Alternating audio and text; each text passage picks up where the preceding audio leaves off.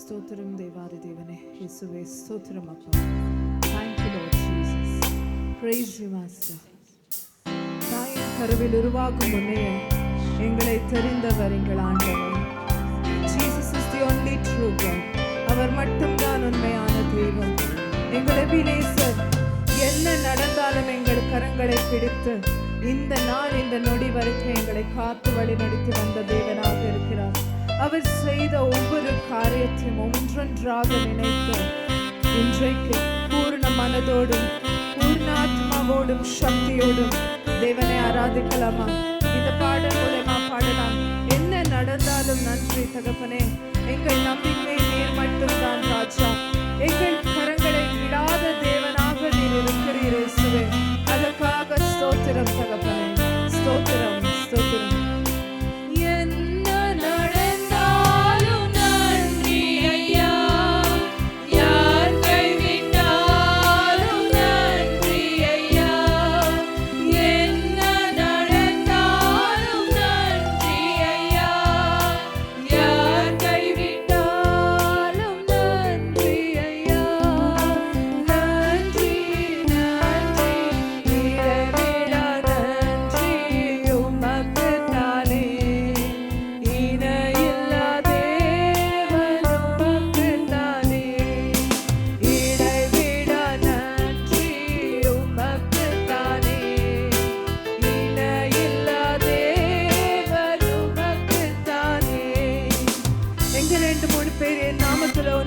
கூடுவீர்களோ அவர்கள் மத்தியில் நான் இருப்பேன் என்று வாக்கு தந்த தேவன் இன்றைக்கு ஒரு மனதோடு கூட இருக்கும் போது அவர் எங்கள் மத்தியில் இருக்கிறார்.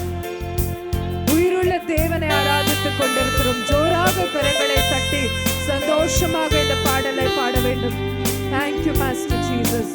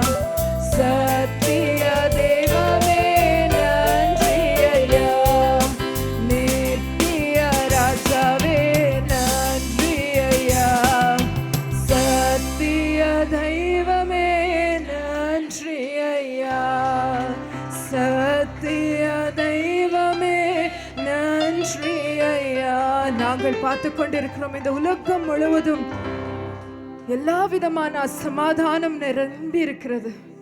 ஆனா நாங்கள் கர்த்தரே சாய்ந்திருக்கும் போது அவருடைய சமாதானம் எங்களுக்குள்ளே நிலைத்திருக்கிறது. அவர் எங்களை வழிநடத்தி வந்து கொண்டிருக்கிறார். அவர் செட்டை நிழலிலே எங்களை வழிநடத்தி கொண்டு வந்திருக்கிறார். காலையில மேக ஸ்தம்பமாகவும் இரவில அக்கினி ஸ்தம்பமாகவும் எங்களை வழிநடத்தி கொண்டு வந்து கொண்டிருக்கிறார். அந்த தேவனை நோக்கி கரங்களை உயர்த்தி இன்னொரு முறை பாடலாமா? நிம்மதி தந்தீரே நன்றி ஐயா, நிரந்தரமானீரே நன்றி. அவர் மட்டும்தான் எங்களுடைய நிரந்தரம். அவர் மட்டும்தான் எங்களுடைய நிரந்தரம். அவர் ஒருவர் மட்டும்தான் எங்கள் வாழ்க்கையில் நிரந்தரம். நன்றி இயேசுவே, நன்றி நன்றி இடைவிடா நன்றி உமக்கு தானே. இணையில்லா தேவன் உமக்கு தானே. இடைவிடா நன்றி உமக்கு தானே. இணையில்லா தேவன். உன்னதமான மகிமை தகப்பனே. Thank you Lord Jesus. எனக்கு ஒரு சின்ன சாட்சி ஷேர் பண்ண வேண்டியது இருக்கு. நேற்று ஒரு வயசு குழந்தை ஸ்டேர்ஸ் இறங்கும்போது ஸ்லிப் ஆகி 8 to 9 ஸ்டேர்ஸ் ஸ்டாப்பில் ஆகி கீழே ட்ராக் ஆகி விழுந்துட்டா. தலை அடிபட்டுச்சு. ஆனால் என் கர்த்தர் பெரிய அடி எதுவும் இல்லாமல் காப்பாற்றிருக்கார். தலை கூட வீங்கலை. டாக்டருக்கு ஃபோன் பண்ணப்போ சொன்னாங்க, அவ்வளோ ட்ராக் ஆகி கீழே விழுந்திருக்கானா, மாடியிலேருந்து கீழே விழுந்திருக்கானா, தலை வீங்கியிருக்கணும், செக் பண்ணுங்க. அப்புறம் கண்டினியூஸாக வாமிட்டிங் இருந்தால் உடனே எமர்ஜென்சிக்கு கூட்டிகிட்டு வரணும்னு சொன்னாங்க.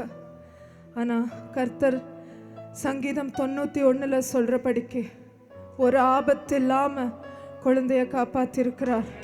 அவர் எவ்வளோ உண்மையான தேவன் இல்லையா? ஒரு ஆபத்தும் இல்லை குழந்தைக்கு. நல்லா ஆக்டிவாக உளுந்து ஒரு 5-10 மினிட்ஸ்லேயே நல்லா ஆக்டிவாக விளையாடிட்டு இருந்தா. சாப்பாடு கொடுக்கும்போது கூட பயந்துட்டு இருந்தேன், எங்கே வாமிட் பண்ண போகிறான்னு சொல்லிட்டு. ஆனால் அவளுக்கு எதுவுமே ஆகலை. இன்னைக்கு அவள் சர்ச்சுக்கு வந்திருக்கிறா. அவருடைய பிரசனத்துக்கு அழைத்து வந்திருக்கிறேன். எங்களுடைய உயிர் இயேசுவின் கரத்தில். அவர் பாதுகாப்பு கொடுத்தால் மட்டும்தான் எங்களுக்கு பாதுகாப்பு. அவர் செட்டை நிழல் இருக்கும்போது எங்களுக்கு எந்த பயமும் தேவையில்லை. அவர் கொடுத்த வாக்கின்படி எங்களை எப்பொழுதும் வழி நடத்துகிற தேவனாக இருக்கிறார். வாழ்நாள் முழுவதும் எங்களை வழி நடத்தி கொண்டு வந்திருக்கிறார். சங்கீதம் 23 கடைசி வார்த்தையில சொல்றபடி, surely goodness and mercy shall follow me all the days of my life, and I will dwell in the house of the Lord forever and ever and ever. இயேசுவினோடு மட்டும்தான் எங்களுடைய வாழ்க்கை. ஒப்பி கொடுக்கலாமா இன்றைக்கு? கர்த்தாவே, என்னுடைய கஷ்ட, வேதனை, வியாதி, துக்கம் எல்லாவற்றையும் கரங்களுக்கு ஒப்பி கொடுத்து ஆராதிக்கிறேன் தகப்பனே. நீர் ஒருவர் மட்டும்தான் காக்க முடியும். நீர் ஒருவர் மட்டும்தான் வழி நடத்த முடியும். நீர் ஒருவர் மட்டும்தான் எங்களுக்கு நம்பிக்கை ராஜா. ஸ்தோத்திரம் தகப்பனே, ஸ்தோத்திரம். கரங்களை தட்டி ஸ்தோத்திரம் சொல்லுங்க. Thank you Lord Jesus. Hallelujah, hallelujah, hallelujah. சந்தோஷமாக எந்த கஷ்டமா இருந்தாலும் விட்டுட்டு இயேசுவின் கரத்துல கொடுத்து விட்டு இந்த பாடலை பாடலாமா? ಸಾವಿರ ಸಾವಿರ ಶುಭವು ಅನುದಿನ ನನ್ನ ವರಿಸಲು ಕೃಪೆಯು ಕರುಣೆ ಪ್ರೀತಿಯ ತೋರಿರುವೆ.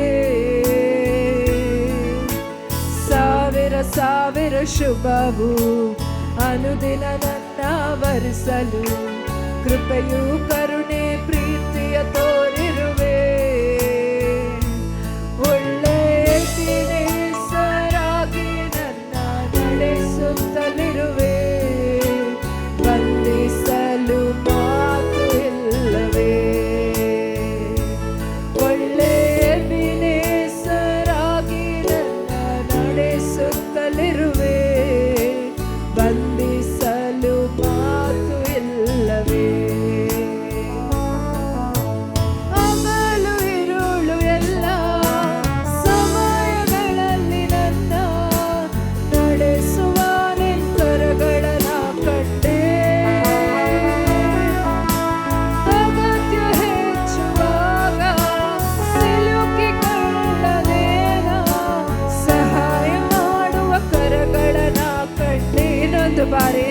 ಬಾರಿ. ಹಗಲು ಇರುಳು ಎಲ್ಲ ಸಮಯಗಳಲ್ಲಿ ನನ್ನ ನಡೆಸುವ ನಿಂತರಗಳನ್ನ ಕಂಡೆ.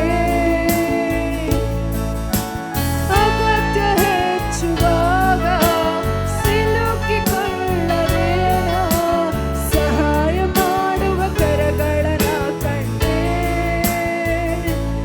ಎಲ್ಲ ಇಕ್ಕಟ್ಟಿನಲ್ಲೂ ಬೀಳದೆ ಕಾಯುವ ಒಳ್ಳೆ ಪ್ರಿಯ ಕರ್ತನೇ. ಕರಗಳನ್ನು ಮೇಲೆತ್ತಿ. ಎಲ್ಲ ಇಕ್ಕಟ್ಟಿನಲ್ಲೂ ನಾ ಬೀಳದೆ ಕಾಯುವ ಒಳ್ಳೆ ಪ್ರಿಯ ಕರ್ತನೇ. ಸಾವಿರ ಸಾವಿರ ಶುಭವು. Thank you, Lord Jesus. We worship you, Master. Thank you, Lord. நல்ல தெய்வமே, ஸ்தோத்திரம் தகப்பனே. Thank you, Master. ಒಳ್ಳೆ ದಿನೇಸರಾಗಿ ನನ್ನ ನಡೆಸುತ್ತಲಿರುವೆ. ಬಂಧಿಸಲು ಮಾತು ಇಲ್ಲವೇ. ಒಳ್ಳೆ ದಿನೇಸರಾಗಿ ನನ್ನ ನಡೆಸುತ್ತಲಿರುವೆ. ಬಂಧಿಸಲು ಮಾತು ಇಲ್ಲವೇ. ಮರಣ ಹಾದಿಯಲ್ಲಿ ನಾನು ನಡೆಯುವಾಗ ಕಾಪಾಡುವ ನಿಂತರಗಳನ್ನ ಕಟ್ಟೆ. ಒಣಗಿದ್ದ ಸಮಯ ಸಾಯದಂತೆ ನನ್ನ ಹೊರುವ ನಿಂತರಗಳನ್ನ ಕಂಡೆ. Thank you, Lord. ಮರಣ ಹಾದಿಯಲ್ಲಿ ನಾನು ನಡೆಯುವಾಗ ಕಾಪಾಡುವ ನಿಂತರಗಳನ್ನ ಕಂಡೆ. ಒಣಗಿದ್ದ ಸಮಯ ಸಾಯದಂತೆ ನನ್ನ ಹೊರುವ ನಿಂತರಗಳನ್ನ ಕಂಡೆ. ನನ್ನ ಮಾರಾದ ಜೀವಿತವ ಮಧುರವಾಗಿ ಮಾರ್ಪಡಿಸುವ ಒಳ್ಳೆಯ ಪ್ರಿಯ ಕರ್ತನೇ. ನನ್ನ ಮಾರಾದ ಜೀವಿತವ ಮಧುರವಾಗಿ ಮಾರ್ಪಡಿಸುವ ಒಳ್ಳೆಯ ಪ್ರಿಯ ಕರ್ತನೇ. ಸಾವಿರ ಸಾವಿರ ಶುಭವು ಅನುದಿನ ನನ್ನ ಬರಿಸಲು. ಕೃಪೆಯು ಕರುಣೆ ಪ್ರೀತಿಯ ತೋರಿರುವೆ. ಸಾವಿರ ಸಾವಿರ ಶುಭವು ಅನುದಿನ ನನ್ನ ಬರಿಸಲು. ಕೃಪೆಯು ಕರುಣೆ ಪ್ರೀತಿಯ ತೋರಿರುವೆ. ಒಳ್ಳೆ ದಿನೇಸರಾಗಿ ನನ್ನ ನಡೆಸುತ್ತಲಿರುವೆ. ವಂದಿಸಲು ಮಾತು ಇಲ್ಲವೇ. ಒಳ್ಳೆಯ ದಿನೇಸರಾಗಿ ನನ್ನ ನಡೆಸುತ್ತಲಿರುವೆ. ವಂದಿಸಲು ಮಾತು ಇಲ್ಲವೇ. ವಂದಿಸಲು ಮಾತು ಇಲ್ಲವೇ. ಯೇಸುವೇ, ವಂದಿಸಲು ಮಾತು ಇಲ್ಲವೇ. ನಿನ್ನ ಹಾಗೆ ದೇವರು ಭೂಮಿಯಲ್ಲಿಲ್ಲ. ನೀನಿಲ್ಲದೆ ಬೇರೆ ಆಧಾರವಿಲ್ಲ. ನಿನ್ನ ಪ್ರಿಯನಾಗಿ ನಾ ನೆಲೆಗೊಳ್ಳುವೆ. ನೀನೇ ನನ್ನ ಸರ್ವಸ್ವ ನನ್ನೇಸುವೆ. ನಿನ್ನ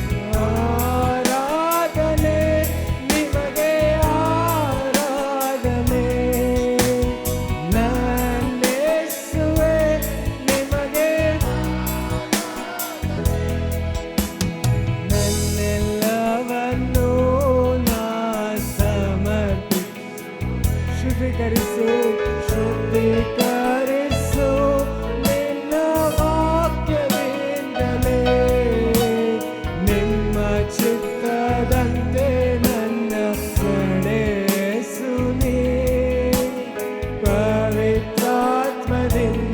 ನನ್ನ ತುಂಬಿಸಲು ನನ್ನೆಲ್ಲವನ್ನೂ ನಾ ಸಮರ್ಪಿ ಶುದ್ಧೀಕರಿಸು ನಿನ್ನ ವಾಕ್ಯದಿಂದ ನನ್ನನ್ನು ತುಂಬಿಸಪ್ಪ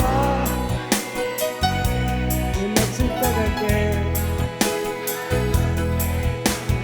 ನಡೆಸು ನೀ ಪವಿತ್ರಾತ್ಮದಿಂದ ನನ್ನ ತುಂಬಿಸಯ್ಯ ಆರಾಧನೆ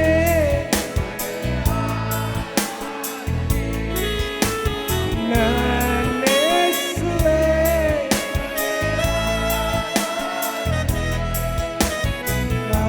ಆರಾಧನೆ ನಿಮಗೆ ನನ್ನೇಸುವೆ ನಿಮಗೆ ಆರಾಧನೆ ನಿಮ್ಮ ಹಾಗೆ ದೇವರು ಭೂಮಿಯಲ್ಲಿಲ್ಲ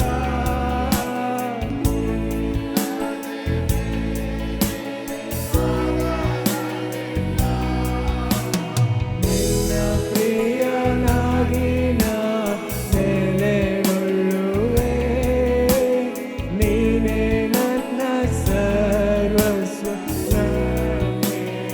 ಕೈಗಳನ್ನು ಮೇಲೆತ್ತಿ ಆರಾಧನೆ ನಿಮಗೆ ಆರಾಧನೆ ನನ್ನೇಸುವೆ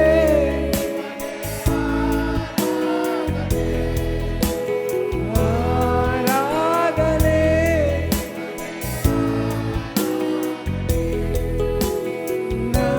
ನನ್ನೇಸುವೆ ನಿಮಗೆ ಆರಾಧನೆ ನನ್ನೇಸುವೆ ನಿಮಗೆ ಆರಾಧನೆ ನನ್ನೇಸುವೆ ನಿಮಗೆ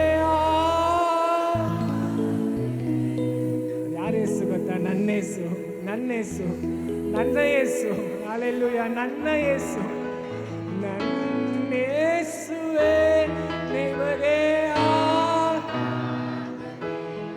ಎಲ್ಲರೂ ಹೇಳಿ, ನನ್ನ ಯೇಸು, ನನ್ನ ಯೇಸು, ನನ್ನ ಯೇಸು, ನನ್ನ ಹೃದಯದ ಯೇಸು, ನನ್ನ ಕುಲದ ಸ್ವಾಮಿ. Hallelujah, hallelujah.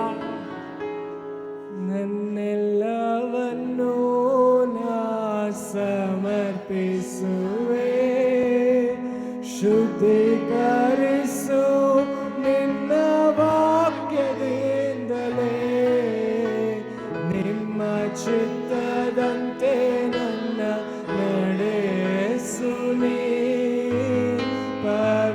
ಪವಿತ್ರಾತ್ಮದಿಂದ ನನ್ನ ತುಂಬಿಸುವೆ ನಿಮ್ಮ ಮಾರ್ಗದಲ್ಲಿ ನಾನೆಂದು ನಡೆಯಲು ಮಾರ್ಗದರ್ಶಿಯಾಗಿ ನನ್ನ ನೀ ನಡೆಸು ನಂಬಿಕೆಯಲ್ಲಿ ನಾ ದೃಢವಾಗಲು ಕ್ರಿಸ್ತನೆಂಬ ಬಂಡೆ ಮೇಲೆ ನಮ್ಮ ನಿಲ್ಲಿಸು. ಕೈಗಳನ್ನು ಮೇಲೆತ್ತಿ, ಕೈಗಳನ್ನು ಮೇಲೆತ್ತಿ. Hallelujah.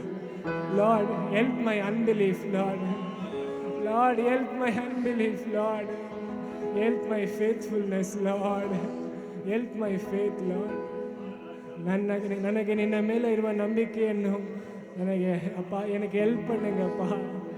Lord, help my unbelief. ನನ್ನ ಅಪನಂಬಿಕೆಯನ್ನು ನನಗೆ ಸಹಾಯ ಮಾಡು ಯೇಸುವೇ.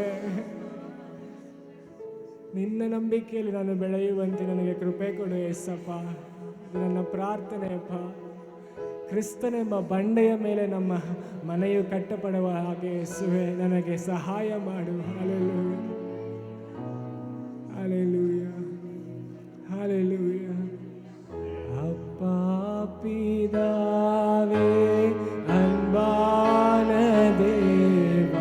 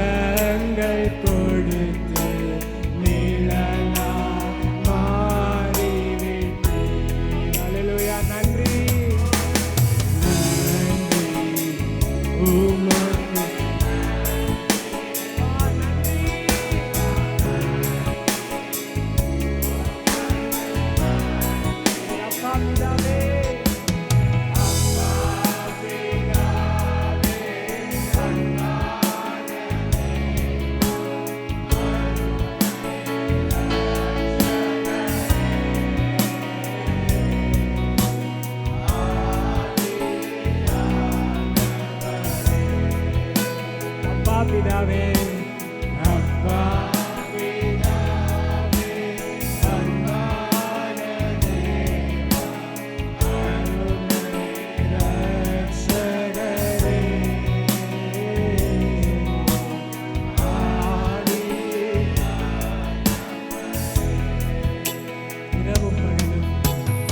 இரவும் பகலும் ஐயா கூட இருந்து எந்நாளும்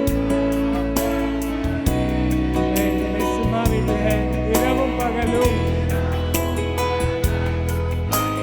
கூட இருந்து எந்நாளும் காப்பவரே மறவாத எபினேசர் மறவாத தெய்வம் மாறாத நேசர் மகிமைக்கு பாத்திரரே ஓ மறவாத தெய்வம் மாறாத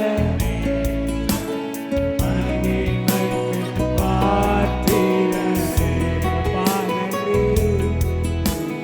நன்றி உமக்கு நன்றி அப்பா நன்றி உமக்கு நன்றி எங்கள் அப்பா பிதாவே அன்பான தேவா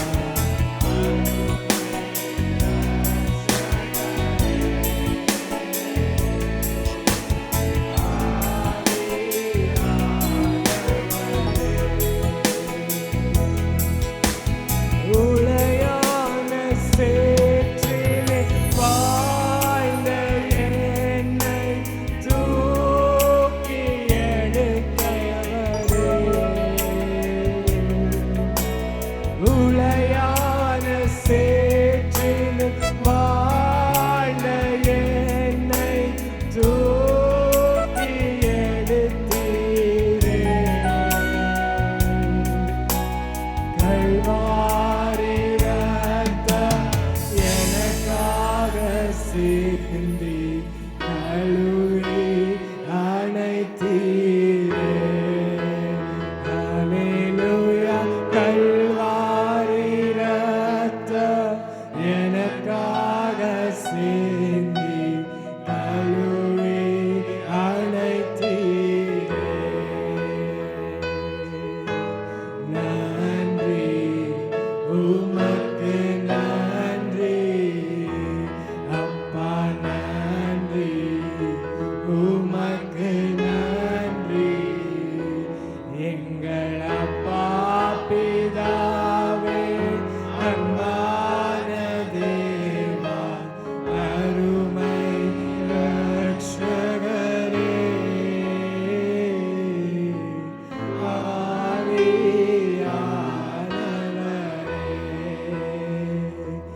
எங்கள் அப்பா பிதாவே அன்பான தேவா அருமை ரட்சகரே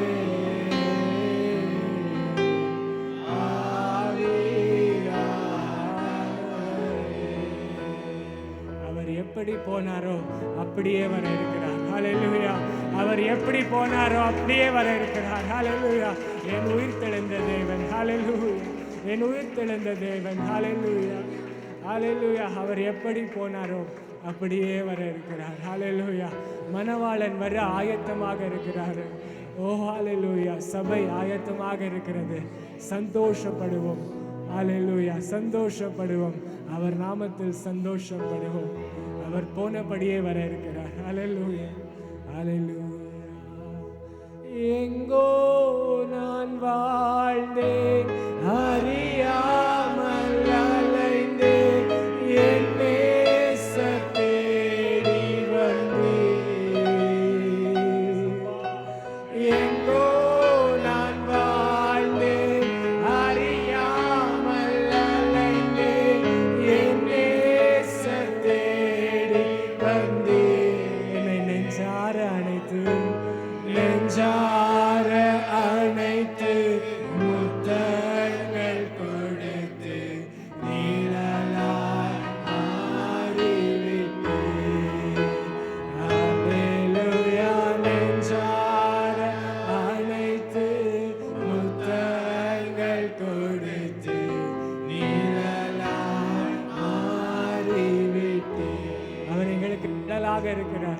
அவர்களுடைய நிழல் எங்களை விட்டு எப்பொழுதும் போகாது. ஹல்லேலூயா. அவர் எங்களுக்கு அப்படியாக இருக்கிறார். எங்களை நெஞ்சார அணைத்து முத்தம் கொடுத்த தேவன். ஹல்லேலூயா. நாங்கள் எப்பொழுதாவது அவருக்கு முத்தம் கொடுத்திருக்கிறோமா? ஹல்லேலூயா. இன்றைக்கு அவருக்கு முத்தம் இடுவோம். அப்பா இயேசுவே, உங்க பாதத்தில் முத்தம் இடுகிறோம் ஆண்டவரே. ஹல்லேலூயா. உன் பாதத்தில் முத்தம் இடுகிறோம் ஆண்டவரே. உன் பாதம் அமர்ந்து முத்தங்கள் கொடுத்து உம்மை ஆராதி. அவர் பாதத்தில் அமர்ந்து அவருக்கு முத்தங்களை கொடுத்து உம்மையே ஆராதிக்கிறோம் என்று சொல்லாமா? அப்பா உங்க பாதத்தில் அமர்ந்து உனக்கு முத்தங்களை கொடுத்து உம்மையே ஆராதிக்கிறோம் இயேசுவே. ஹல்லேலூயா. உன் பாதம் அமர்ந்து முத்தங்கள் கொடுத்து உம்மை ஆராதிக்கின்றோம். ஹல்லேலூயா. உன் பாதம் அமர்ந்து முத்தங்கள் கொடுத்து உம்மை ஆராதிக்கின்றோம். நன்றி உமக்கு நன்றி ஐயா, நன்றி உமக்கு நன்றி எங்கள் அப்பா பிதாவே, அன்பான தேவா, அருமை இரட்சகரே,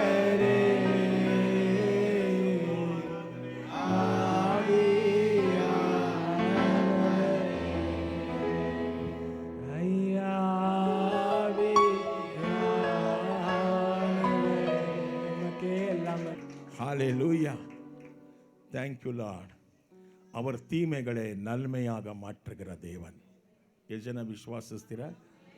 ಕೆಟ್ಟದ್ದನ್ನು ಒಳ್ಳೆಯದಾಗಿ ಮಾರ್ಪಡಿಸ್ತಾನೆ. Amen. Our God who turns evil into good. Amen. தீமைகளை நன்மையாக மாற்றுகிற தேவன். Praise the lord. ಎಸ್ರಾ 5ನೇ ಅಧ್ಯಾಯ, ಎಸ್ರಾ 5ನೇ ಅಧ್ಯಾಯ. ಯೆರೂಸಲೇಮಲ್ಲಿದ್ದ ಎಲ್ಲ ಯಹೂದ್ಯರನ್ನ ದಾಸತ್ವಕ್ಕೆ ಒಳಪಡಿಸಿ ನೆಬೂಕದ್ನೆಚ್ಚರ್ ರಾಜ ಅವರನ್ನು ಎಳ್ಕೊಂಡು ಬಾಬಿಲೋನ್ ದೇಶಕ್ಕೆ ಹೋಗ್ಬಿಟ್ಟ. ಆದರೆ ದೇವರು ಯೆರೆಮೀಯನ ಮುಖಾಂತರ ಪ್ರವಾದಿಸಿದ ಹಾಗೆ ನೆಬೂಕದ್ನೆಚ್ಚರನ ಕಾಲ ಮುಗಿದು ಪರ್ಷಿಯನ್ಸ್ ರಾಜರುಗಳು ಬಂದಾಗ ದೇವರು ಆ ರಾಜರ ಹೃದಯದಲ್ಲಿ ಪ್ರೇರೇಪಿಸಿ ಸೆರೆಯಾಳಾಗಿ ಹೋಗಿದ್ದಂತಹ ಎಲ್ಲ ಇಸ್ರೇಲ್ ಜನಗಳನ್ನು ತಮ್ಮ ದೇಶಕ್ಕೆ ವಾಪಸ್ ಕಳಿಸ್ತಾ ಇದ್ದಾರೆ. ಯಾಕಂದರೆ ದೇವಾಲಯವನ್ನು ಕಟ್ಟಿ ಎಂಬುದಾಗಿ. ಯಾವುದಕ್ಕಾಗಿ? விழுந்து போன தேவாலயத்தை கட்டும்படி திரும்பி அந்த பர்சிய ராஜா இஸ்ரவேல் ஜனங்களே அவர் தேசத்துக்கு போங்கோ, விழுந்து போன உங்க ஆலயத்தை திரும்பி கட்டுங்கோ, உங்க தேவனை திரும்பி ஆராதனை செய்யுங்கோ என்று சொல்லி அவரை திரும்பி அங்கே ಅನುಪುகிறார். ಆ ಸಮಯಗಳಲ್ಲಿ ಬಂದಂಥವರೇ ಎಸ್ರಾ ಮತ್ತು ಆತನ ಕುಲದವರು. ನಾನು ನವೆಂಬರ್ ತಿಂಗಳಲ್ಲಿ ಶುರು ಮಾಡಿದೆ ಬೈಬಲು. ಈಗ ಎಸ್ರಾಗೆ ಬಂದಿದ್ದೀನಿ. ಬಹುಶಃ ಇನ್ನೊಂದು 2 ತಿಂಗಳಲ್ಲಿ ಪೂರ್ತಿ ಮುಗಿಸ್ಬಿಡ್ತೇನೆ. ಪ್ರತಿ ವರ್ಷ ಒಂದು 3 ಸತಿ ಬೈಬಲ್ ಓದೋದನ್ನು ಕಲ್ತ್ಕೊಳ್ಳಿ. 3 ಟೈಮ್ಸ್ ಓದಬೇಕು ಬೈಬಲ್. ಪ್ರತಿ ವರ್ಷ ಎಷ್ಟು ಸತಿ ಓದಬೇಕು? 3 ವಾಟಿ. ಹಾಗಾದ್ರೆ ಅರ್ಥ ಏನು? 4 ತಿಂಗಳಿಗೂ ಒಂದು ಸತಿ ಏನು ಮಾಡಬೇಕು? ನೀವು ಬೈಬಲ್ನ ಓದಬೇಕು. ನಾನು ತಿರ್ಗಾ ಹೇಳ್ತೇನೆ, ಬೈಬಲ್ಲು ನಿಮ್ಮ ಕತೆ ಪುಸ್ತಕ ಅಲ್ಲ, ಇಲ್ಲ ಯಾವತ್ತೋ ತಿನ್ನುವಂಥ ಕೇಕ್ ಅಲ್ಲ, ಪ್ರತಿ ದಿವಸ ಊಟ ಮಾಡುವಂಥ ಜೀವ ರೊಟ್ಟಿ. ಹಲ್ಲೆಲೂಯಾ. ಯಾವತ್ತೋ ಒಂದು ದಿವಸ ತೆಗಿಬೇಡ್ರಿ. ಸೊ ಈಗ ಎಸ್ರನ ಈ ಒಂದು ಪುಸ್ತಕದಲ್ಲಿ 1ನೇ ವಾಕ್ಯ, ಎಸ್ರಾ 5:1. ಆ ಸಮಯಗಳಲ್ಲಿ ಪ್ರವಾದಿಗಳಾದ ಹಗ್ಗಾಯನು, ಇದ್ದೋವಿನ ಮಗನಾದ ಜಕರ್ಯನು, ದೇವರ ಹೆಸರಿನಲ್ಲಿ ಪ್ರವಾದಿಸುತ್ತಿದ್ದರು. ಯೆಹೂದ ಪ್ರಾಂತ್ಯದಲ್ಲಿದ್ದ ಮತ್ತು ಯೆರೂಸಲೇಮಿನಲ್ಲಿದ್ದ ಯೆಹೂದ್ಯರನ್ನು ಅವರು ಪ್ರೋತ್ಸಾಹಿಸಿದರು.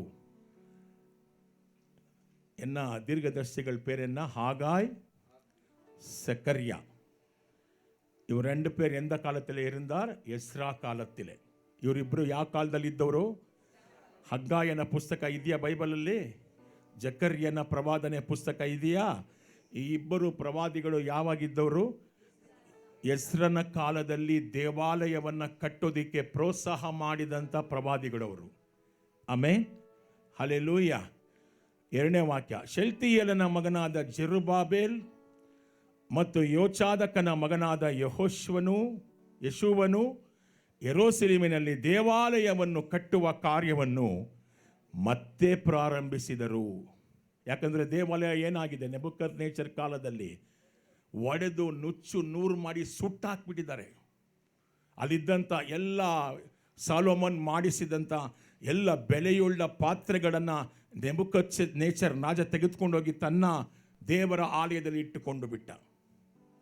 ಯಾಕೆ ದೇವರು ಇದನ್ನು ಅನುಮತಿಸಿದ್ರು ಅಂದರೆ, ಆ ಯೂದ ಜನಗಳು, ಇಸ್ರೇಲ್ ಜನಗಳು உண்மையான ஆண்டவரை விட்டு விக்கிரக ஆராதனைகளை செய்யும்போது, ನಿಜವಾದ ದೇವರನ್ನು ಬಿಟ್ಟು ವಿಗ್ರಹ ಆರಾಧನೆಗಳನ್ನು ಮಾಡೋದಕ್ಕೆ ಹೋಗಿ ಅಷ್ಟೋರೆತ್, ಬಾಳ, ರೂಪಾ ದೇವತೆಗಳು, ನಕ್ಷತ್ರ ಪುಂಜಗಳನ್ನು ಪೂಜೆ ಮಾಡಿ, ಸ್ವರ್ಗರಾಣಿಯನ್ನು ಪೂಜೆ ಮಾಡಿ ತಮ್ಮ ಸ್ವಂತ ಮಕ್ಕಳನ್ನು ಬಲಿ ಕೊಡ್ತಾ ಇದ್ರು ಆ ದೇವರುಗಳಿಗೆ.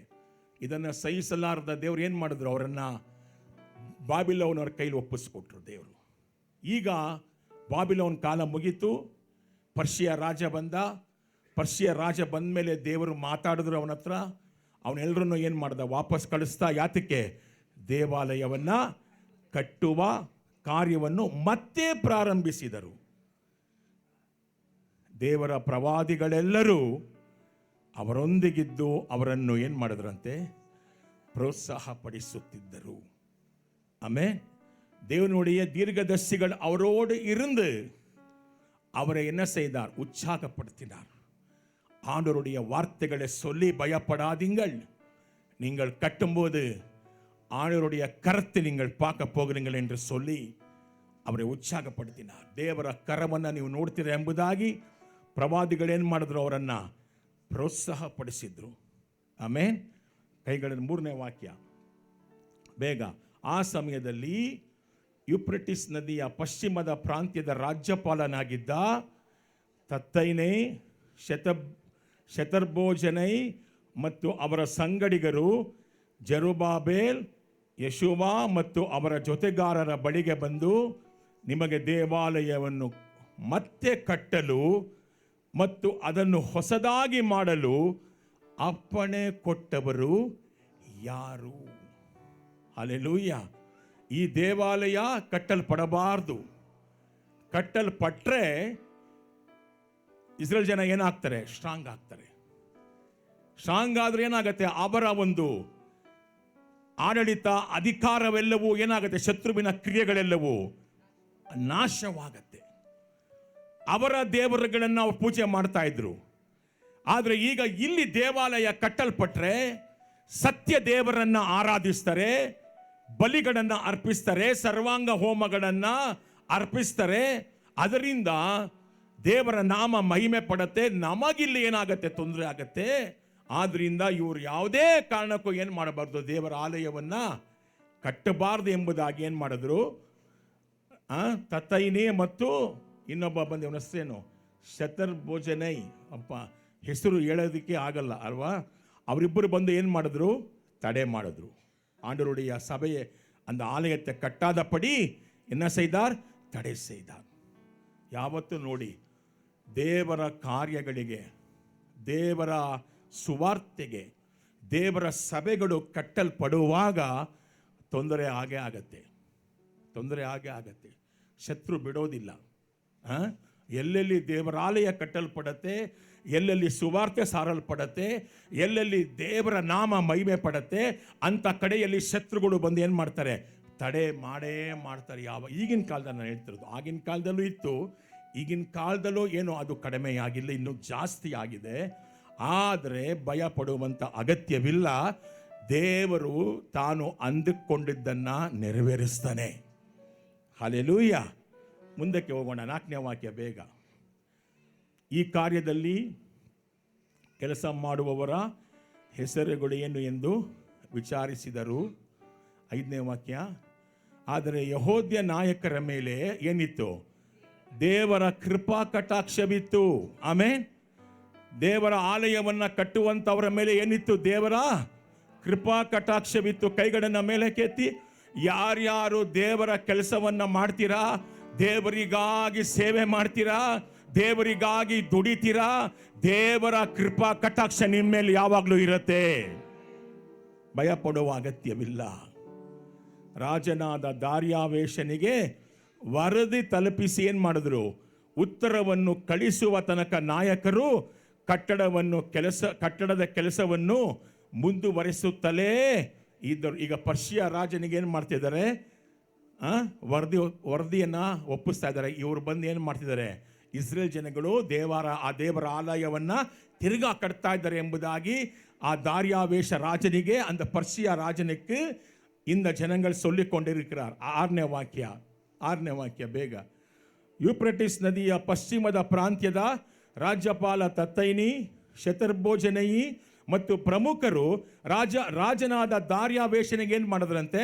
ಪತ್ರ ಬರೆದರು. ಯಾರು ಆಲಯವನ್ನ ಕಟ್ಟೋದಿಕ್ಕೆ ತಡೆ ಮಾಡ್ತಾ ಇದ್ದಾರೆ ಅವರೇನು ಮಾಡ್ತಾ ಇದ್ದಾರೆ? ಪರ್ಷಿಯ ರಾಜನಿಗೆ ಲೆಟರನ್ನು ಬರೀತಾ ಇದ್ದಾರೆ. ಏನಂತ? ಯೂಫ್ರೆಟಿಸ್ ನದಿಯ ಮುಂದಕ್ಕೆ ಹೋಗಪ್ಪ ಬೇಗ. ಪತ್ರದ ನಕಲು ಹೀಗಿದೆ. ಅರಸನಾದ ದಾರ್ಯಾವೇಶನಿಗೆ ವಂದನೆಗಳು. ರಾಜನೇ, ನಾವು ಯೆಹೂದ ಪ್ರಾಂತ್ಯವನ್ನು ಸಂದರ್ಶಿಸಿದ್ದೇವೆಂದು ನಿಮಗೆ ತಿಳಿಸುತ್ತೇವೆ. ಅಲ್ಲಿ ಮಹೋನ್ನತ ದೇವರ ಆಲಯವನ್ನು ನೋಡಿದೆವು.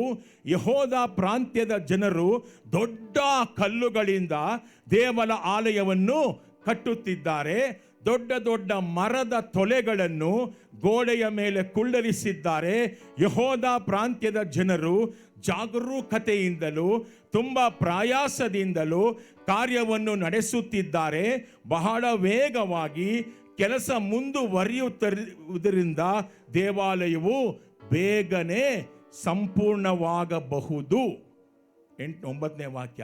ದೇವಾಲಯವನ್ನು ಕಟ್ಟಲು ನಿಮಗೆ ಯಾರು ಅಪ್ಪಣೆ ಕೊಟ್ಟರು ಎಂದು ಅವರ ನಾಯಕರನ್ನು ಪ್ರಶ್ನಿಸಿದೆವು. 10ನೇ ವಾಕ್ಯ. ಕೆಲಸಗಾರರ ಹೆಸರುಗಳನ್ನೂ ನಾವು ಕೇಳಿದೆವು, ಅವರ ನಾಯಕರುಗಳ ಹೆಸರುಗಳನ್ನೂ ಕೇಳಿದೆವು. ಆ ನಾಯಕರುಗಳು ಯಾರೆಂದು ನಿಮಗೆ ತಿಳಿಯುವಂತೆ ಅವರ ಹೆಸರುಗಳನ್ನು ನಿಮಗೆ ತಿಳಿಸಬೇಕೆಂದಿದ್ದೆವು. 11ನೇ ವಾಕ್ಯ. ಅದಕ್ಕೆ ಅವರು ಈ ರೀತಿಯಾಗಿ ಉತ್ತರ ಕೊಟ್ಟರು: ಭೂಪರ ಲೋಕಗಳ ದೇವರ ಸೇವಕರಾದ ನಾವು ಬಹಳ ವರ್ಷಗಳ ಹಿಂದೆ ಇಸ್ರೇಲರ ರಾಜನು ಕಟ್ಟಿಸಿ ಮುಗಿಸಿದ ದೇವಾಲಯವನ್ನು ಮತ್ತೆ ಕಟ್ಟುತ್ತಿದ್ದೇವೆ. ಸಾಲೋಮೋನ್ ಕಟ್ಟಿದ ದೇವಾಲಯ. ವಾಕ್ಯನಂತಿದೆ, ಇಸ್ರೇಲರ ರಾಜನು ಅಂದ್ರೆ ಯಾರು? ಸಾಲೋಮನ್. ಯಾರು? ಸಾಲೋಮನ್ ಕಟ್ಟಿಸಿದ ದೇವಾಲಯವನ್ನು ನಾವು ತಿರ್ಗಾ ಏನು ಮಾಡ್ತಾ ಇದ್ದೇವೆ? ಅದನ್ನು ಬಿದ್ದೋಗಿತ್ತು.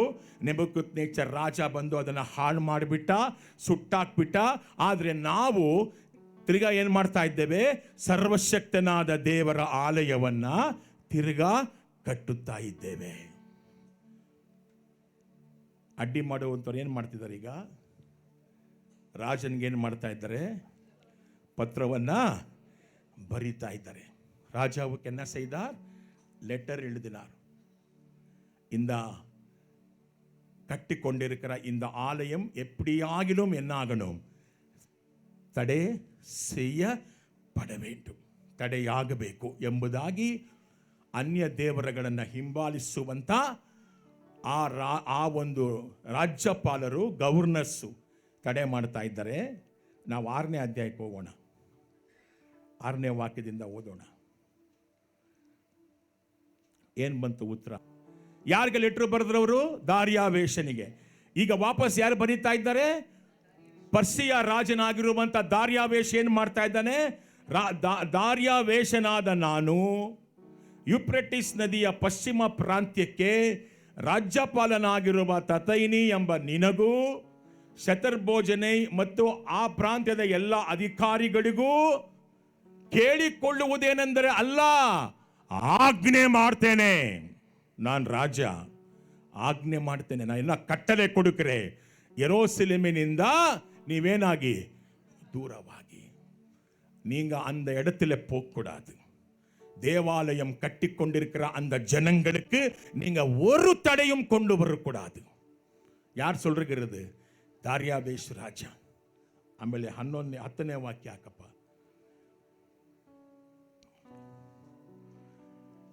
ಅಲ್ಲಿಂದನೇ 7ನೇ ವಾಕ್ಯದ 7 ಇಂದ ಏನು ಕೊಡಬೇಕು ವಾಪಸ್ ಇವಾಗ ನೋಡ್ರಿ. 7 ಕೆಲಸ ಮಾಡುವವರನ್ನು ತೊಂದರೆ ಪಡಿಸಬೇಡಿ. ಏನಂತ ಹೇಳ್ತಾನೆ ರಾಜ? ಕೆಲಸ ಮಾಡುವವರನ್ನ ತೊಂದರೆ ಪಡಿಸಬೇಡಿ. ದೇವಾಲಯ ಕಟ್ಟುವ ಕೆಲಸವನ್ನು ನಿಲ್ಲಿಸುವ ಪ್ರಯತ್ನ ಮಾಡಬೇಡಿ. ದೇವಾಲಯ ಕಟ್ಟುವ ಕೆಲಸವನ್ನು என்ன செய்யக்கூடாது? ನಿಪಾಟು ಕೊಡಾದು. ಯಹೂದ್ಯರ ದೇಶಾಧಿಪತಿ ಮತ್ತು ಯಹೂದ್ಯರ ನಾಯಕರು ಅದನ್ನು ಮತ್ತೆ ಕಟ್ಟಲಿ. ಯಾರು ಹೇಳ್ತಿರೋದು? ರಾಜ.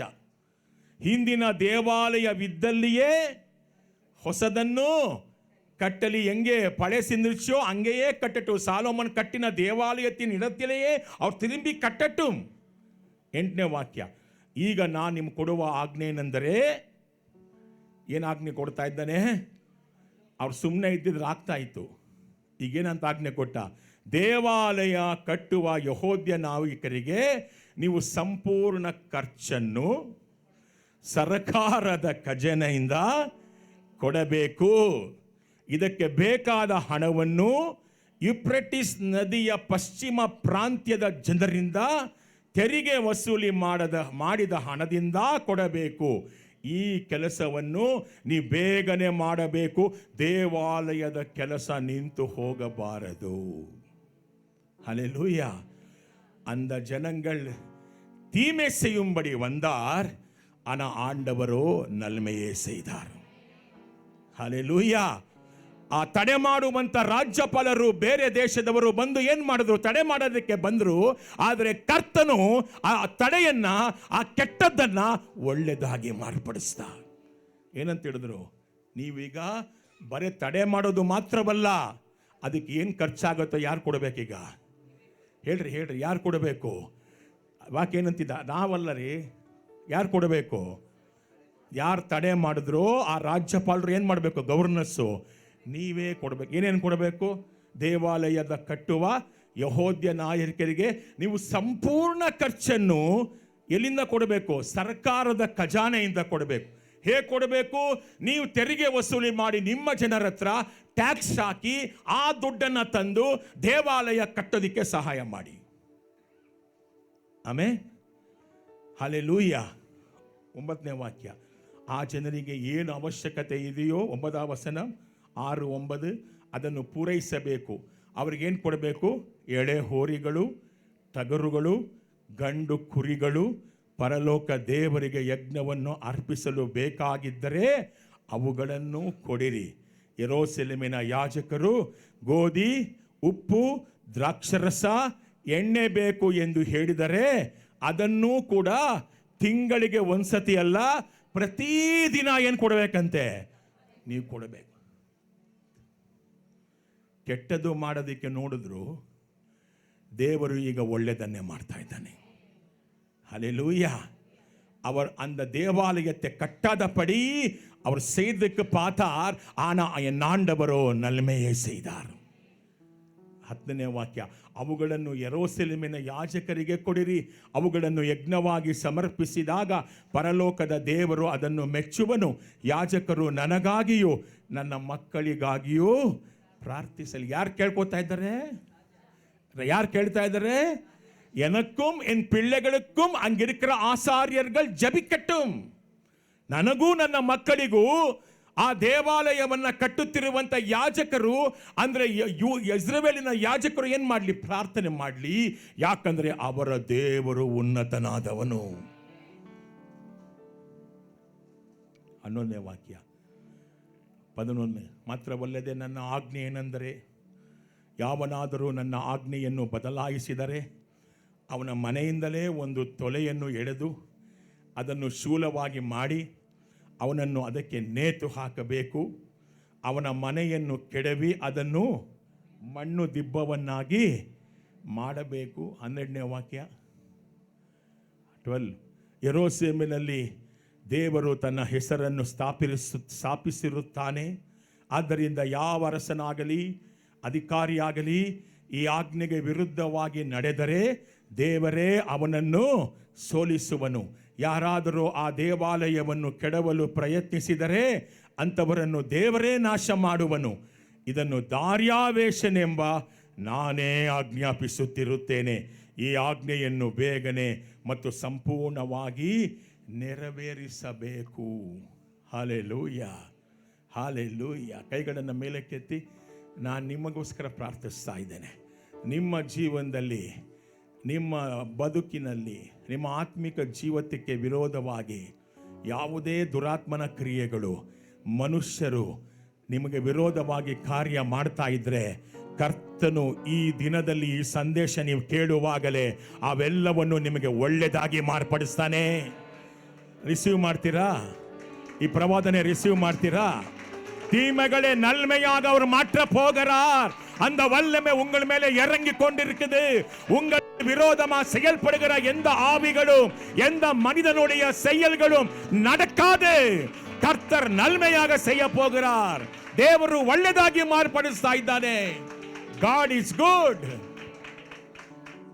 ಅವರು ಕೆಟ್ಟದ್ದು ಮಾಡಬೇಕು ಅಂತ ನೋಡಿದ್ರು, ದೇವರು ಒಳ್ಳೇದು ಮಾಡಿದ್ರು. ದೇವಾಲಯ ನಿಲ್ಲಿಸಬೇಕು ಅಂತ ನೋಡಿದ್ರು, ದಾರ್ಯಾವೇಶ ಏನಂತ ಹೇಳ್ದ, ಅವ್ರಿಗೇನು ಬೇಕೋ ಸಾಮಾನು ಎಲ್ಲವನ್ನ ನೀವೇ ಕೊಡಬೇಕು, ಅದರ ಖರ್ಚನ್ನು ಕೂಡ ಏನು ಮಾಡಬೇಕು, ನೀವೇ ಕೊಡಬೇಕು. ಕೈಗಳನ್ನು ಮೇಲೆ ಕೆತ್ತಿ, ನಾವು ಕೇಳೋದಕ್ಕಿಂತ, ನಾವು ಆಲೋಚಿಸುವುದಕ್ಕಿಂತ ಮೇಲಾದ ಕಾರ್ಯಗಳನ್ನು ಮಾಡುವ ತಂದೆಯಾದ ದೇವರಿಗೆ ಯುಗ ಯುಗಾಂತರಗಳಲ್ಲೂ ಸಭೆಯಲ್ಲೂ ಯಾವಾಗಲೂ ಸ್ತೋತ್ರವಾಗಲಿ. ஹல்லேலூயா. நாங்கள் கேட்கிறதை காட்டிலும், நாங்கள் நினைக்கிறதை காட்டிலும் மேலான காரியங்களை செய்கிற தேவனுக்கு ஆராதனை. அவர் ಏನೂ ಕೇಳಿಲ್ಲ ಪಾಪ. ಬಡತನದಲ್ಲಿ ದೇವರ ಆಲಯ ಕಟ್ತಾ ಇದ್ದಾರೆ. ಆದರೆ ಇವಾಗ ದೇವರು ಏನು ಮಾಡಿದ್ರು, ಎಲ್ಲ ಈಸಿ ಮಾಡಿಬಿಟ್ರು. ಅವ್ರು ಕಷ್ಟಪಟ್ಟು ಕಟ್ತಾ ಇದ್ದಾರೆ ತಾನೇ. ಇನ್ಮೇಲೆ ಅವ್ರಿಗೇನು ಬೇಕೋ ಎಲ್ಲವನ್ನ ಯಾರು ಕೊಡಬೇಕು? ಶತ್ರುಗಳೇ ಕೊಡಬೇಕು. ಯಾವ ರಾಜ್ಯಪಾಲರು, ಬೇರೆ ದೇಶದವರು, ಪಕ್ಕದಲ್ಲಿರುವಂಥವರು ಈ ಆಲಯ ಕಟ್ಟಲ್ಪಡಬಾರದು ಎಂಬುದಾಗಿ ಹೇಳಿದ್ರು, ಅವರಿಗೆ ದಾರ್ಯಾವೇಶನು ಬರೀತಾ ಇದ್ದಾನೆ. ಅವ್ರಿಗೆ ಬೇಕಾದ ಹಣವನ್ನು ಕೊಡಿ, ಅವ್ರಿಗೆ ಬೇಕಾದ ದ್ರಾಕ್ಷರಸ ಕೊಡಿ, ಅವ್ರಿಗೆ ಬೇಕಾದಂಥ ಕರುಗಳನ್ನು ಕೊಡಿ, ಅವ್ರಿಗೆ ಬೇಕಾದಂಥ ಟಗರುಗಳನ್ನು ಕೊಡಿ. ಅವ್ರಿಗೆ ಏನು ಕೇಳಿದ್ರು ಅದನ್ನು ದಯಪಾಲಿಸಿ ಕೊಟ್ಟು ಹೇಳ್ರಿ, ಅವರು ನನಗೂ ನನ್ನ ಮಕ್ಕಳಿಗೂ ಪ್ರಾರ್ಥನೆ ಮಾಡಲಿ. ಅವರು ಪ್ರಾರ್ಥನೆ ಮಾಡಿದ್ರೆ ಅವರ ದೇವರು ಆ ಪ್ರಾರ್ಥನೆ ಕೇಳಿ ನನ್ನನ್ನು ಆಶೀರ್ವದಿಸ್ತಾನೆ. ಕೈಗಳನ್ನು ಮೇಲೆ ಕೆತ್ತಿ ಹೇಳ್ರಿ, ಯಾರ್ಯಾರು ನಿಮ್ಮ ವಿರೋಧವಾದರೂ, ಯಾರ್ಯಾರು ನಿಮಗೆ ಕೇಡು ಬಗಿಬೇಕು ಅಂತ ಬಗಿತಾ ಇದ್ದಾರೋ ಅಥವಾ ಬಗಿದಿದ್ದಾರೋ ಅವರೇ ಕೇಳ್ಕೊಳ್ತಾರೆ, ಶಿಷ್ಯರ್ ನನಗೋಸ್ಕರ ಪ್ರಾರ್ಥನೆ ಮಾಡಿ ಎಂಬುದಾಗಿ. ನಿಮ್ಮ ದೇವರು ನನಗೆ ಒಳ್ಳೆಯದು ಮಾಡ್ತಾನೆ ಎಂಬುದಾಗಿ. ನನ್ನ ದೇವರಿಂದ ಎಲ್ಲವೂ ಸಾಧ್ಯ. ಅವರ தீமைகளே நன்மையாக மாற்றுகிற தேவன். ಕೆಟ್ಟದನ್ನು ಒಳ್ಳೆಯದಾಗಿ ಮಾರ್ಪಡಿಸ್ತಾನೆ. ದೇವರ ಮಹತ್ವವಾದ ಕಾರ್ಯವೆಂದರೆ ಕೆಲಸವನ್ನು ನಿಲ್ಲಿಸುವ ಶತ್ರುಗಳ ಯೋಜನೆಯನ್ನ ಮತ್ತು ಕೆಲಸವು ಮುಂದುವರಿಯಲು ಸಹಾಯ ಮಾಡುವ ಸಾಧನವಾಗಿ ದೇವರು ಮಾರ್ಪಡಿಸಿಬಿಟ್ಟ. அவர் தடை செய்ய வந்தார், ஆனால் தேவனோ அதையே உதவியாக செய்திட்டார். ಮನುಷ್ಯರ ವ್ಯವಹಾರಗಳ ಮೇಲೆ ದೇವರ ಸಾರ್ವಭೌಮತ್ವ ಇದೆ. ஹல்லேலூயா. God is sovereign God. Amen. என் ஆண்டவர் பெரிய தேவன். அவர் ಮನುಷ್ಯನೇ ಆಳಿಗೆ செய்கிறார். ஹல்லேலூயா. ಆಮೇನ್. ಆತನಿಗೂ ಆತನ ವಿರುದ್ಧವಾಗೂ ಆತನ ಆಲಯಕ್ಕೂ ಆತನ ಜನಗಳಿಗೂ ವಿರುದ್ಧವಾಗಿ ಯಾರೇ ನಿಂತ್ಕೊಂಡ್ರು ಕೂಡ ದೇವರು ಸುಮ್ಮನೆ ಬಿಡೋದಿಲ್ಲ. ಆತ ಯುದ್ಧವನ್ನು ಮಾಡ್ತಾನೆ. ಕೀರ್ತನೆ 68:29 ಓದೋಣ. ಸಂಗೀತಂ 68:29. Psalm 68:29. Psalm 68:29. ರಾಜರುಗಳು ತಮ್ಮ ಕಾಣಿಕೆಗಳನ್ನು ತೆಗೆದುಕೊಂಡು ಯೆರೂಸಲೇಮಿನ ನಿನ್ನ ಆಲಯಕ್ಕೆ ಬರುವರು. ಹಾಲೆಲೂಯ. ಎಸ್ರಾ ನೆಬೂಕದ್ನೆಚ್ಚರ್ ರಾಜನ ಮುಂಚೆ ಇದ್ದಂತನು ದಾವಿದ ಪ್ರವಾದಿ. ದಾವಿದ ಯಾರು? ಅವರು ದೀರ್ಘದರ್ಶಿ. David is a prophet. David was a prophet. ಮುಂದೆ ಆಗಲಿರುವಂಥ ಕಾರ್ಯವನ್ನು ಆತ ಇಲ್ಲಿ ಹೇಳ್ತಾ ಇದ್ದಾನೆ.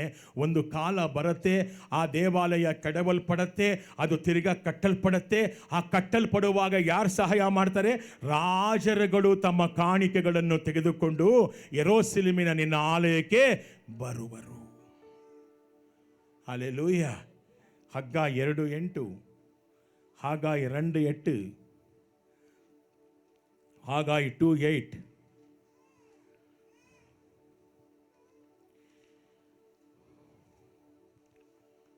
ರಾಜರುಗಳು. ಹಾಗಾಯ 2:8 ಓದಿ ಪೇರನ ಬೇಗ.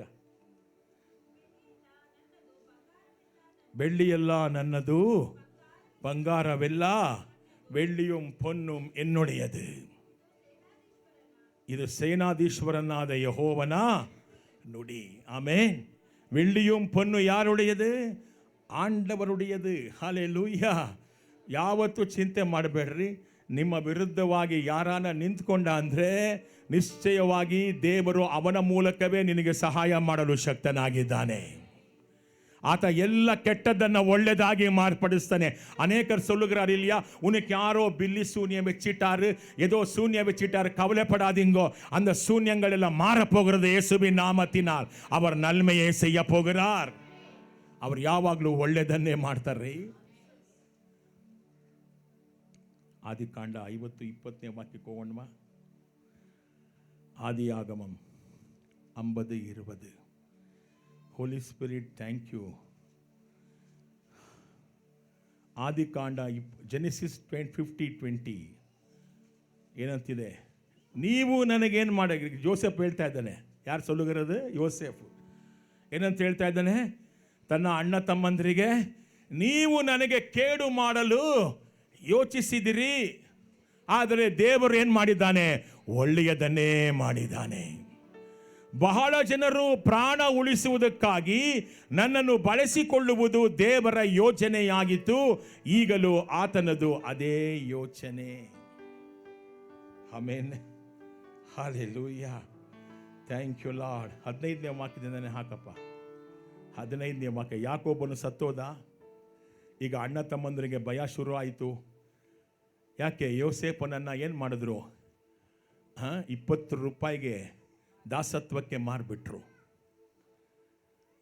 ಅವನ ಕಂಡವೇ ಅವ್ರಿಗೆ ಆಗಬಾರ್ದು. ಯೋಸೇಫನನ್ನು ಕಂಡ್ರೆ ಏನಾಗಲ್ಲ. 15ನೇ ವಾಕ್ಯ. ಯಾಕೋಬನು ಸತ್ತ ಮೇಲೆ, ಅಂದರೆ ಯೋಸೇಫನ ಮತ್ತು ಅಣ್ಣ ತಮ್ಮಂದಿರ ತಂದೆಯಾದಂಥ ಯಾಕೋಬನು, ಅಂದರೆ 12 ಗೋತ್ರಗಳ, ಇಸ್ರೇಲರ 12 ಗೋತ್ರಗಳ ತಂದೆ ಯಾರು? ಯಾಕೋಬ. ಯೋಸೇಫನ ಸಹೋದರರು ಕಳವಳಗೊಂಡರು. ಅಪ್ಪ ಇರೋ ತನಕ ನಮ್ಮನ್ನು ಕಾಪಾಡ್ದ, ಅಪ್ಪನಿಗೇನಾದ್ರು ಗೊತ್ತಾದರೆ ಬೈತಾರೆ ಅಂತ ಅಪ್ಪ ಸತ್ತೋದ್ರು.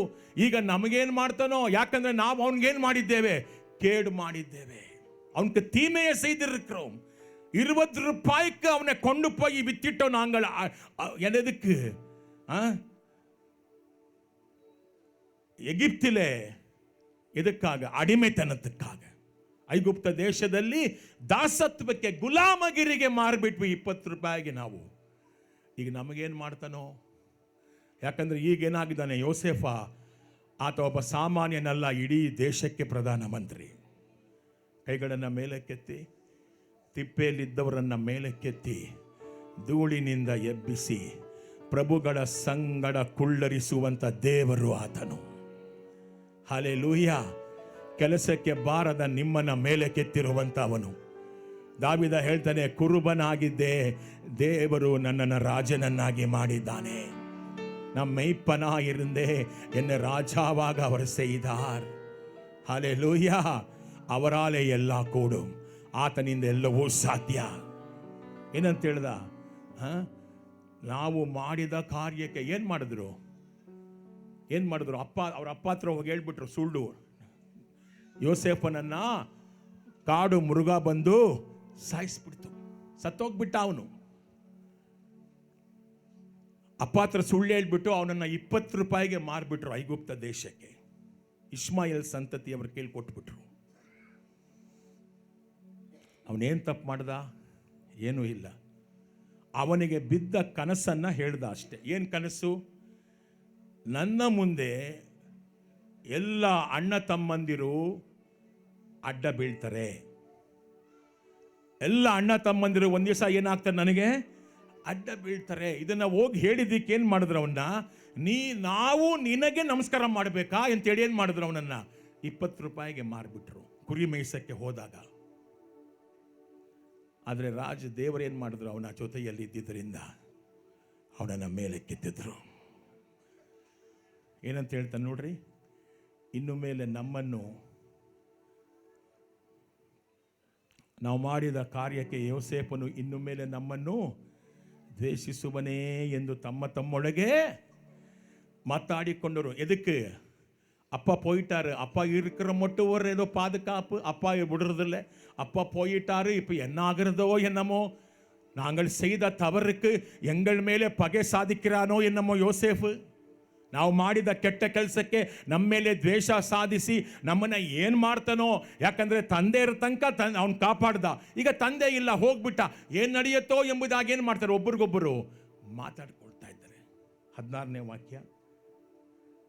ಅದರಿಂದ ಸಹೋದರರು ಯೋಸೇಫನಿಗೆ ಈ ಸಂದೇಶವನ್ನು ಕಳಿಸಿದರು. ನಿನ್ನ ತಂದೆ ಸಾಯುವ ಮೊದಲು ನಮಗೆ ಆಜ್ಞಾಪಿಸಿದ್ದೇನೆಂದರೆ, 17ನೇ ವಚನ, ನೀವು ಯೋಸೇಫನಿಗೆ ಈ ಸಂದೇಶವನ್ನು ಕೊಡಬೇಕು. ನಾವು ಮಾಡಿದ್ದು ಕೆಟ್ಟ ಕಾರ್ಯವೇ ನಿಜ, ಅದಕ್ಕಾಗಿ ನೀನು ಅವರನ್ನು ಕ್ಷಮಿಸಬೇಕೆಂದು ನಿನ್ನನ್ನು ಬೇಡಿಕೊಳ್ಳುತ್ತಿದ್ದೇನೆ. ಆದ್ದರಿಂದ ನಾವು ಮಾಡಿದ ಕೆಟ್ಟ ಕಾರ್ಯಕ್ಕಾಗಿ ನೀ ನಮ್ಮನ್ನು ಕ್ಷಮಿಸಬೇಕು. ನಾವು ನಿನ್ನ ತಂದೆಯ ದೇವರಿಗೆ ಸೇವಕರಾಗಿದ್ದೇವೆ ಎಂದು ಹೇಳಿದರು. ಈ ವಿಷಯವನ್ನು ಕೇಳಿ ಯೋಸೇಫನು ನಗಲಿಲ್ಲ. ಏನು ಮಾಡಿದ್ನಂತೆ? ಜೋರಾಗಿ ಹೇಳ್ರಿ, ಏನು ಮಾಡ್ದ? ಅತ್ತನು, ಅಯ್ಯೋ ನನ್ನನ್ನು ಇನ್ನೂ ನನ್ನ ಅಣ್ಣ ತಮ್ಮಂದ್ರು ಏನು ಮಾಡ್ಕೊಳ್ಳಿಲ್ಲ, ಅರ್ಥ ಮಾಡ್ಕೊಳ್ಳಿಲ್ಲ. ನನಗಿಷ್ಟೆಲ್ಲ ಅವ್ರು ಮಾಡಿದ್ರು, ಆದರೆ ನಾನು ಅವ್ರಿಗೆ ಒಳ್ಳೆಯದೇ ಮಾಡ್ತಾ ಇದ್ದೇನೆ. ಯಾಕಂದರೆ ದೇವರು ನನಗೆ ಒಳ್ಳೆಯದೇ ಮಾಡಿದ್ದಾನೆ. கைಗಳನ್ನು மேலே ಕೆತ್ತಿ, உங்களுக்கு தீமை செய்தவர் உங்களிடத்தில் வரப்போகிறார், அவரே உதவி செய்ய போகிறார். அப்போ பகை சாதிக்க கூடாது, அவரை ஆசீர்வதிக்க வேண்டும். ನಿಮಗೆ ಕೆಟ್ಟದು ಮಾಡಿದವರನ್ನ, ಕೆಟ್ಟದು ಮಾಡಬೇಕೆಂದಿರುವವರನ್ನ ದೇವರು ನಿಮ್ಮ ಬಳಿಗೆ ತರ್ತಾನೆ ಒಂದು ದಿವಸ. ಆಗಲೂ ನೀವು ದೇಶ ಸಾಧಿಸಬೇಡಿ, ಯೇಸುವಿನ ನಾಮದಲ್ಲಿ ಅವರನ್ನು ಆಶೀರ್ವಾದ ಮಾಡಿ. Amen, hallelujah. 19ನೇ ವಾಕ್ಯ ಬೇಗ. ಸಹೋದರರು ಯೋಸೇಫನ ಬಳಿಗೆ ಹೋಗಿ ಅವನ ಮುಂದೆ ಅಡ್ಡ ಬಿದ್ದು, ನಾವು ನಿನ್ನ ಸೇವಕರಾಗಿದ್ದೇವೆ ಎಂದು ಹೇಳಿದರು. 19. ಆಗ ಯೋಸೇಫನು ಅವರಿಗೆ, ಭಯಪಡಬೇಡ್ರಿ, ನಾನು ದೇವರಲ್ಲ, ನಿಮ್ಮನ್ನು ಶಿಕ್ಷಿಸಲು ನನಗೆ ಅಧಿಕಾರವಿಲ್ಲ. ಅಧಿಕಾರ ಇತ್ತ ಇಲ್ವಾ ಅವನಿಗೆ? ಜೋರಾಗಿ ಹೇಳ್ರಿ, ಅಧಿಕಾರ ಇತ್ತ ಇಲ್ಲವಾ? ಒಬ್ಬ ದೇಶದ ಪ್ರೆಸಿಡೆಂಟ್, ಪ್ರೈಮ್ ಮಿನಿಸ್ಟರ್ಗೆ ಅಧಿಕಾರ ಇದೆಯಾ ಇಲ್ವಾ? ಆದರೆ ಅವನೇನಂತ ಹೇಳ್ತಾನೆ, ನಾನು ಮಾಡೋದಿಲ್ಲ, ದೇವರು ನೋಡ್ಕೊಳ್ತಾನೆ. ಆಮೇನ್.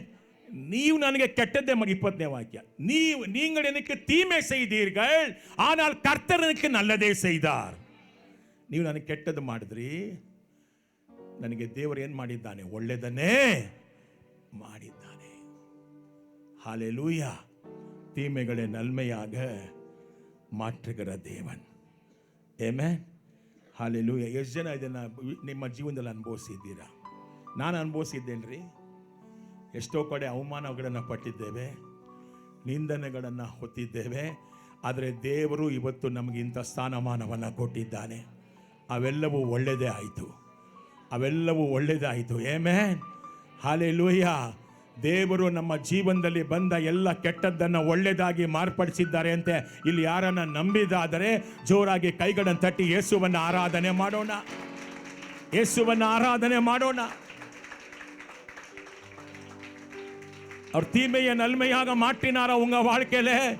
அப்போ ஜோரா கரங்களை தட்டி இயேசுவின் நாமத்தை மகிமைப்படுத்தலாமா? அவர் என்ன செய்தாரோ அது நல்லதே செய்தார்.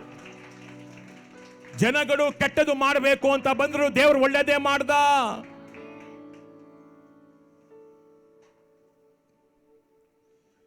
ಕೈಗಳ ಮೇಲೆ ಕೆತ್ತಿ ತಂದೆಗೆ ಸ್ತೋತ್ರ ಮಾಡ್ತಾ, தீமைகளே நன்மையாக மாற்றி நீ துன்பங்களே இன்பமாக மாற்றி நீ தீமைகளே நன்மையாக மாற்றி நீ துன்பங்களே இன்பமாக மாற்றி நீ. நன்றி சொல்லுங்க. நன்றி நன்றி. எல்லா வாய் தெரிந்து பாடுங்க. மூங்க. நன்றி நன்றி எல்லா நன்மைக்கு.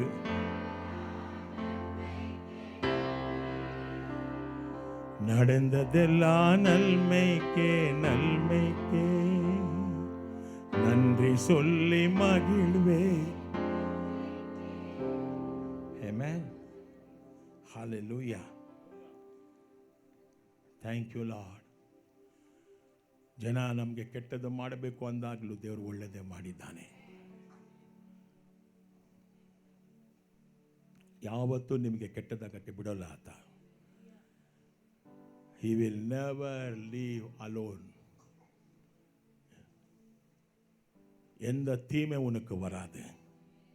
தீமை வந்தாலும் அவர் நன்மையாக மாற்றுகிறார். தேவாலயத்தை கட்டாதபடி தடை செய்தார், ஆனால் கர்த்தர் நன்மையாக மாற்றினார். யோசேஃபுக்கு அண்ணன் தம்பிகள் சேர்ந்து குணில போட்டு 20 ரூபாய் வித்து விட்டார், ஆனால் ಆಂಡವರೋ ನಲ್ಮೆಯೇ செய்தார்.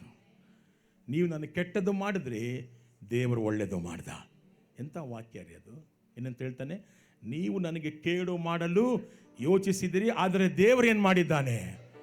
ಕೈಗಡನ ಮೇಲೆ ದೇವರು ಏನು ಮಾಡಿ ಕೈಯೆಲ್ಲ ಕರಂಗಡೆ ಹೋಯ್ತು. ದೇವರನ್ನ செய்தார், ನಲ್ಲದೇ செய்தார். ದೇವರು ಏನು ಮಾಡಿದ್ದಾನೆ? ನಿಮಗೆ ಒಳ್ಳೇದು ಮಾಡಿದ್ದಾನೆ. ಯಜನಕ್ಕೆ ಆ ಥರ ಮಾಡಿದ್ದಾನಮ್ಮ.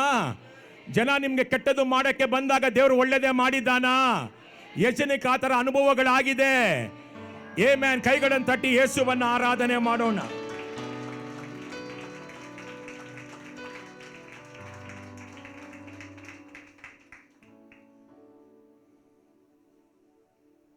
ಯೇಸುವನ್ನು ಕೂಡ ಅಪೊಸ್ತಲರ ಕೃತ್ಯಗಳು 3ನೇ ಅಧ್ಯಾಯ, Acts 3:13 and 15. ಅಪೊಸ್ತಲರ ನಡಮಗಳ 3:13-15. ಅಪೊಸ್ತಲರ ಕೃತ್ಯಗಳು 3ನೇ ಅಧ್ಯಾಯ.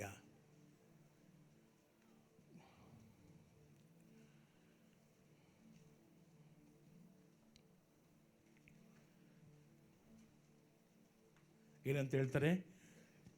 ಈ ಕಾರ್ಯವನ್ನು ಮಾಡಿದ್ದು ನಾವಲ್ಲ, ದೇವರು. ಆತನೇ ಅಬ್ರಹಾಮನ, ಈಸಾಕನ ದೇವರು ಮತ್ತು ಯಾಕೋಬನ ದೇವರು. ಆತನೇ ನಮ್ಮ ಪಿತೃಗಳೆಲ್ಲರ ದೇವರು.